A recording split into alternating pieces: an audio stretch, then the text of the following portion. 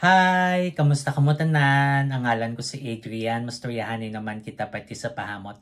Ini nga pahamot nga luya ko istorya sa inyo subong tawag siya Bentley for Men Intense. Iyan ni siya ni Bentley. Panlalaki ni siya pero kung luyag mo siya suksukon, bahala ka pag gusto ka. Kag eau de parfum ni siya botang balod isa ka baso kalayo bago ka masimutan. Ano ni siya klase nga pahamot? Bali, mainit kag makahang nga ilimnon. Amo na siya kung simutan. Angay siya sa matugnaw nga panahon. Ang temperatura nga para sa is between 50 to 70 degrees Fahrenheit o 10 to 21 degrees Celsius. Ano ang iya nga mga nota?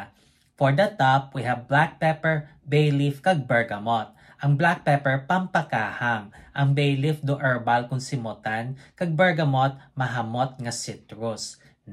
Kag for the mid, we have rum, woody notes, cinnamon, clary sage, kag African geranium. Ang rum, amo nang ilimnon nga nota nga masimutan mo dayon sa sini nga pahamot.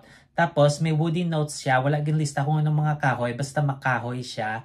Tapos, cinnamon nga pampakahang nga matamis kag may pagkapulbos nga nota. Tapos, clary sage, mahumok kag matamis nga herbal nga nota. Tapos, African geranium, rosas nga berde. Kag for the base, we have incense, leather, benzoin, patchouli, kag cedar. Ang incense, amo nang usok nga masimutan mo. Leather, paha kung simutan.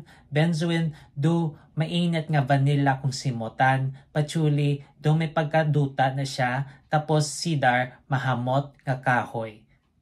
Kabay pa nga namian ka mo sini nga pahamot. Kag kung may iba pa ka mga pahamot nga luyag istorya sa akon, ibilin lang sa comment section. Sa duso naman, bye-bye!